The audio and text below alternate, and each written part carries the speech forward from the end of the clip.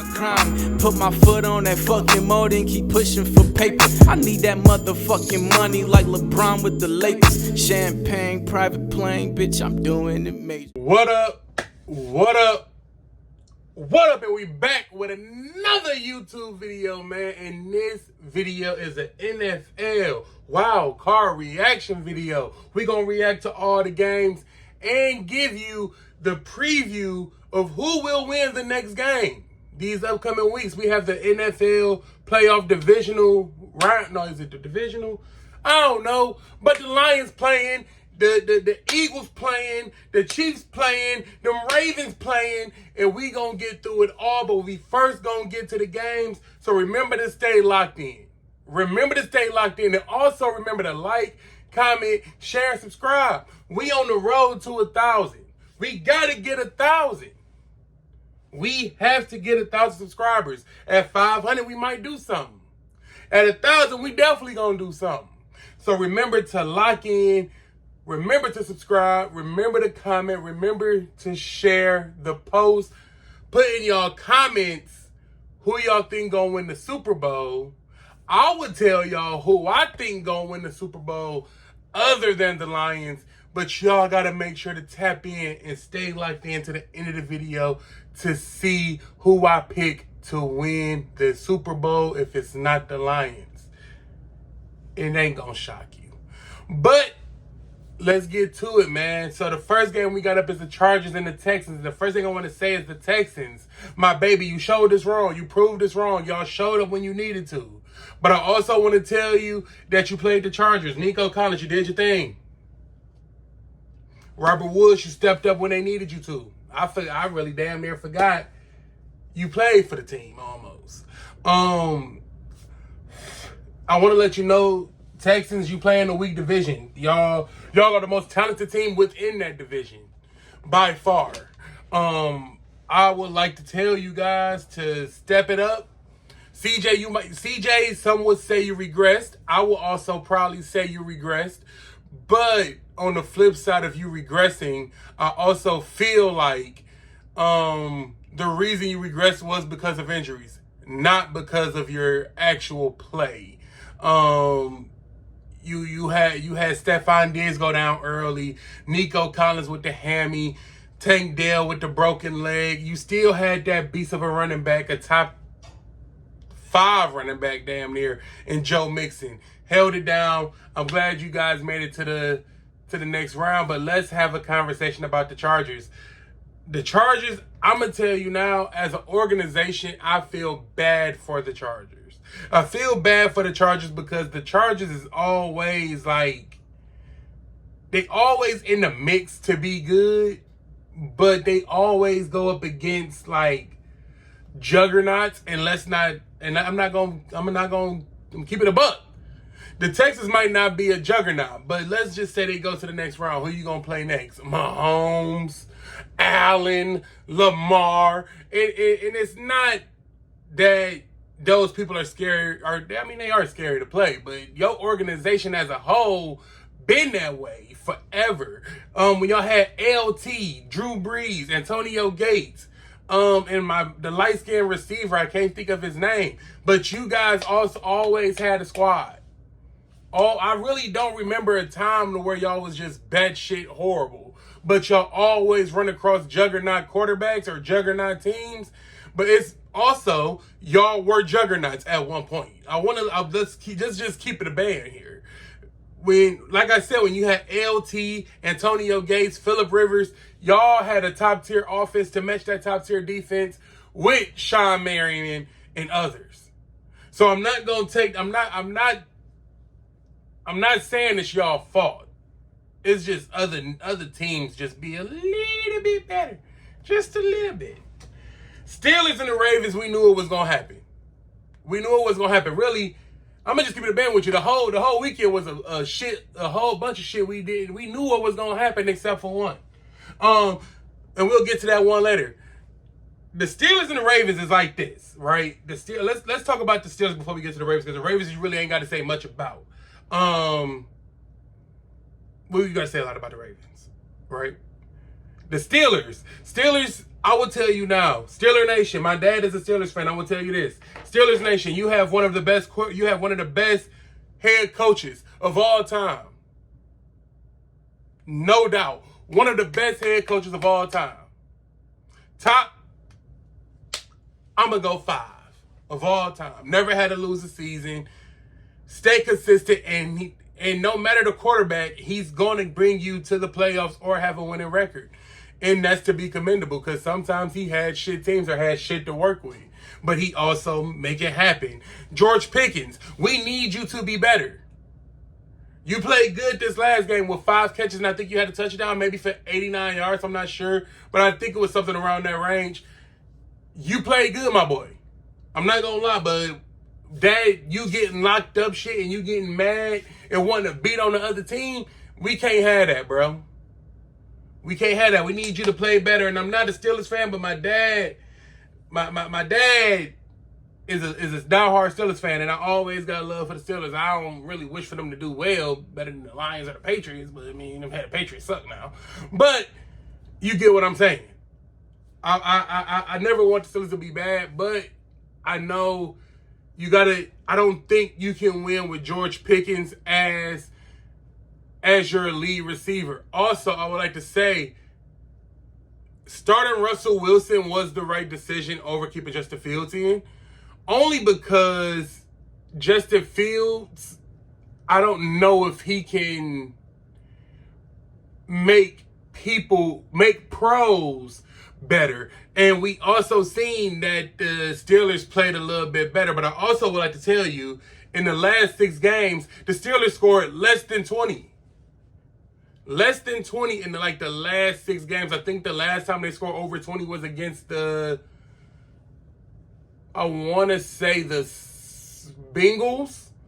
But even then, I think they lost that game as well.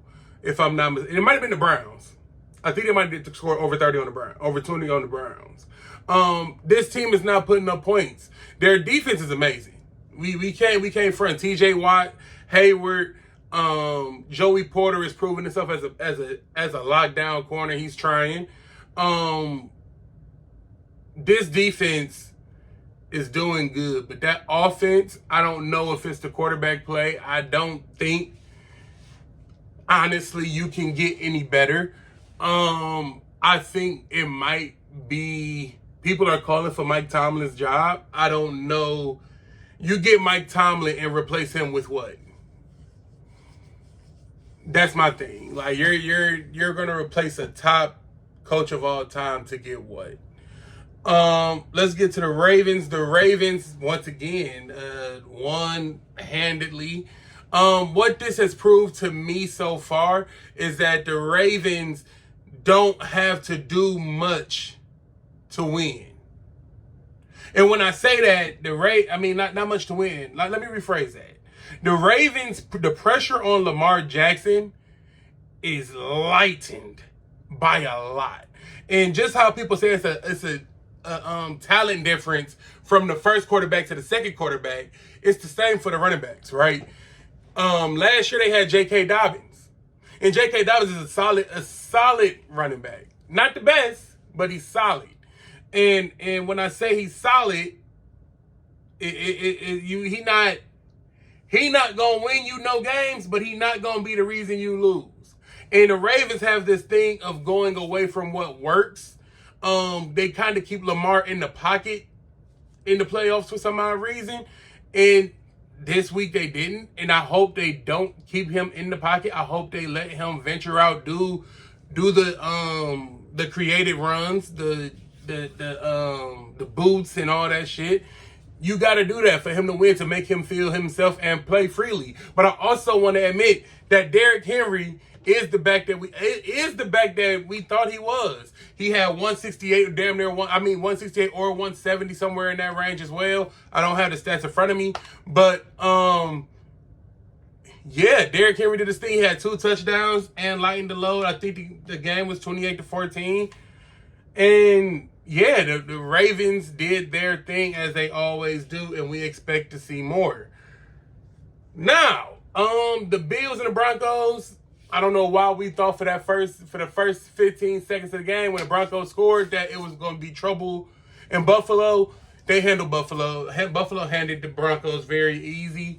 We will see the Broncos back, I believe. They got good coaching, a quarterback that's buying into the coaching, and I believe we will see the Buffalo Bills back in the playoff race. It's a tough division. The Raiders don't have a quarterback, but I can see the Chargers and the Broncos and the Chiefs being the 3-team monster that they are in the AFC West. We have the Eagles and the Packers. The score doesn't really indicate how close and how competitive the game was, but yet the Eagles prevailed. Saquon Barkley did his thing. Devontae Smith did his thing. A.J. Brown only had one catch, but I think the game was kind of handled, and it was just like whatever. Jalen Hurts. I don't know why I was thinking Justin. Jalen Hurts dealt with the protocol, concussion protocol all week. It was good to see him back out there getting it in.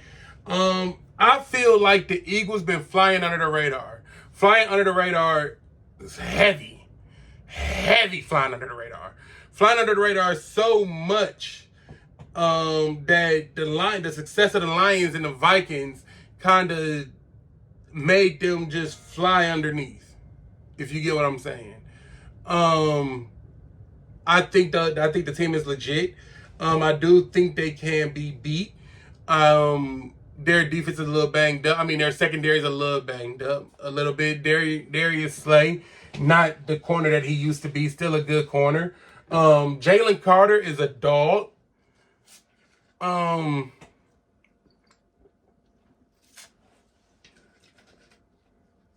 Excuse me, I had to. I believe that the Eagles will be competition now that we know that the Vikings are out. We'll get to that game in a minute and talk about their situation. Man, it's going to be interesting. Very, very interesting. By the way, I do call Josh Allen a white Cam Newton. Just he's the same as Cam Newton, just with better passing. I also want to talk about the Packers. The Packers, I have to give credit where credit is due. Jordan Love is a dog. He get hit. He still tries to play. He does a lot of great things. Christian Watson going out with an ACL injury does hurt. It did hurt. You know what I'm saying? It hurt really, really bad. And with that being said, with that defense that them guys have over there, with the defense they have, the running back that they have, the quarterback that they have, the decent, and I want to say decent, wide receiver core they have. I feel like for them to be successful, you have to get another receiver, another top tier receiver. Kind of like a, I don't want to say a Devontae Adams type, but when I think about the type of receiver they need a receiver that can route up. They have people to stretch the field, but they need one that can route up really, really, really good. And I think that will be a better upside for the Packers. But as you know, I'm a Lions fan, and we did not say what up to Biggie. Say what up to Biggie. My bad, y'all. I got so excited talking about football, and I just got to it. But like I said, I'm still a Lions fan. Fuck them Packers. Say what up to Biggie, and we hope y'all do bad. We hope you never get a receiver, honestly. The Commanders and the Bucks, the best game of the wild card per se. I truly didn't know who was going to win. I felt like these teams were evenly matched. Mike Evans, you are a robot, my boy. I don't give a fuck who's out there. You're going to get 1,000 yards a season. It doesn't matter, bro. It don't matter, bro. I don't give a fuck what they say. It's an extra game, whatever. Bro, you're great. You're a first ballot Hall of Famer. No other receiver has ever done that. And you are goated. Baker Mayfield, you are a dog. I don't care. Look, dog. And maybe not we don't want to add Sam Darnold into this because it might be a little too. I'm going to tell you when I knew that Sam Darnold was a dog.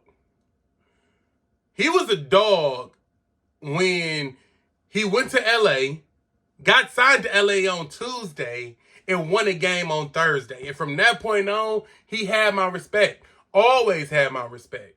I would never talk bad about Baker Mayfield because I know how hard it is to win in the NFL.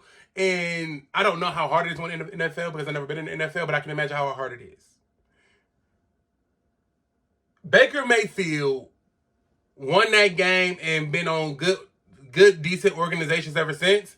And sometimes it's not where you can't save an organization when you got shit. You know what I'm saying? You can't tell people to go to Carolina and you don't even know who their best player is on the offensive side, best skill player. And with that being said, he went to a couple shit organizations and landed in Tampa, and it seems like he's found his footing in Tampa, and I'm pretty sure they will run the NFC South for a long time because they have a dog-ass team. Bucky Irvin has come along. Maybe should have brought him in a little bit earlier. Right? I think he should have got involved in the season a little bit earlier. They did end up giving him the rock and letting him cook towards the end of the season, the last about probably 5 or 6 games or so. Going into the playoffs, they did give him the ball more and let him rock. But I do feel like just a little bit, you probably could have won 1 or 2 more games by playing Bucky Irvin a little bit more. You have a bend that don't break defense, which is, I mean, you know, it is what it is with that. But the Commanders, I would love to tell you that Jayden Daniels is the best rookie quarterback I've seen come out and play from the gate. Probably since fucking Andrew Luck, RG3 round, if I'm not mistaken. If I'm saying something crazy, please put it down in the comments. Put it down in the comments because I'm really trying to think of who. I mean, and CJ Stroud had a good rookie year too. Who had the best rookie year as a quarterback? I really can't recall. But to see these Washington Commanders be where they're at right now is fucking amazing. Their run game was completely horrible for the Commanders. Completely horrible. It was literally just Jayden Daniels making plays with his legs and doing his due. And he did his big one for sure. For shit show. I can't even lie to you. And now that they're going into Motown, they're coming to see them Lions. I feel like if the Lions got to handle work early. I feel like the Commanders is not a team that you can have sit there for a long time. And if they do handle business early, it should be a very, very, very good Saturday night. Now, let's get to the games of next week. My predictions and who I'm taking bets on this week. All right, and we back, y'all. Now we are about to talk about the 4 games that we have coming up today, and we will start with the Chiefs and the Texans. I do feel like the Texans have a chance, but they have to put up astronomical numbers and damn near play a perfect game. CJ Stroud got to convert on 3rd downs. Patrick Mahomes and their receiving core and Travis Kelce, I'm sure they're going to be well prepared to show up and run their black voodoo magic they've been running all year, because I don't know how the hell they are only lost 1 game this year. I have no idea how they're making it happen, but they are running some black magic voodoo because they done won too many games off of pure bullshit and luck. So I do got the Chiefs. I don't know what. Let's see what the spread is. If we can find it, the spread is 8. I'm not taking the spread. I'll just take the Chiefs money line because I do feel like this will be a competitive game. Yeah, so we'll see on that. The next game we have is the Bills and the Ravens. I feel like this game is going to be the Super Bowl winner, the Super Bowl presenter for the AFC will come from this game right here. I feel like the Ravens are hungry enough and have the squad to do it, but I also feel like without that great great receiver core in Buffalo, that Buffalo can do it as well. I do. Other than the Lions.